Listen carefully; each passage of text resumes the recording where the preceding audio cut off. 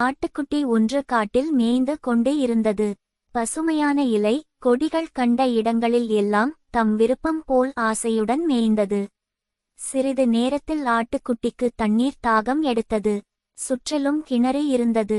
ஆனால் எங்கும் தண்ணீர் கிடைக்கவில்லை. தாகம் மிகவும் வாட்டி வதைத்தது.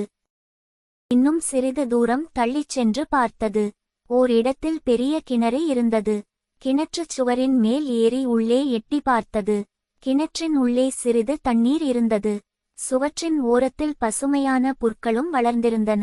அதை கண்டவுடன் ஆட்டுக்குட்டி நமக்கு குடிக்க தண்ணீர் கிடைத்து விட்டதே என நினைத்து, அத்துடன் தண்ணீரைச் சுற்றி இருக்கும் பசுமையான புல்லையும் சாப்பிடலாம் என எண்ணி மகிழ்ந்தது.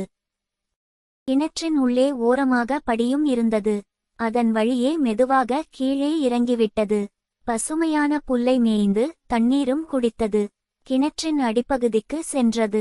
சரி, இனிமேல் மேலே செல்லலாம் என முயற்சி செய்து படிகளில் ஏற பார்த்தது.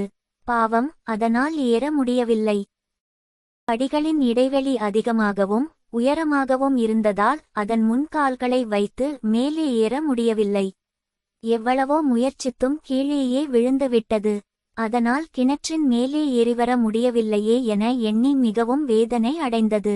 தன் நிலையை நினைத்து உள்ளே நின்று கத்திக்கொண்டே இருந்தது. அந்த வழியே ஒரு குரங்கு வந்தது. கிணற்றுக்குள் இருந்து ஆடு கத்தும் சத்தம் குரங்கின் காதில் விழுந்தது. கிணற்றுக்குள் இருந்து தானே ஆட்டின் சப்தம் வருகிறது என நினைத்த குரங்கு கிணற்றில் எட்டி பார்த்தது. கிணற்றின் உள்ளே ஆட்டுக்குட்டியை பார்த்ததும், எப்படி உள்ளே குதித்தாய் என கேட்டது. தண்ணீர் குடிக்கத்தான் இப்படி கிணற்றுக்குள் இறங்கினேன்.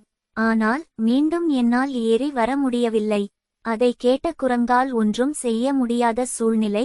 ஆட்டுக்குட்டியின் நிலை கண்டு பரிதாபப்பட்டது. ஆட்டுக்குட்டியே, எந்த காரியத்தை செய்யும் முன் யோசித்த பின் செய்ய வேண்டும். ஆராயாமல் இப்படிச் செய்துவிட்டு சிரமப்படக்கூடாது. என்னாலும் உனக்கு உதவ முடியவில்லையே. இருப்பினும் கிராமத்தினுள் சென்று துணைக்கு யாரையாவது அழைத்து வருகிறேன் என்று கூறிச் சென்று விட்டது. நீதி, கண்களுக்கு பார்த்ததும் அழகாகத் தோன்றுகின்ற எல்லாத்தையும் உடனே ஆசைப்பட்டுவிடக்கூடாது. அதைப்பற்றி நன்கு தெரிந்து கொண்டு தான் செயல்படணும்.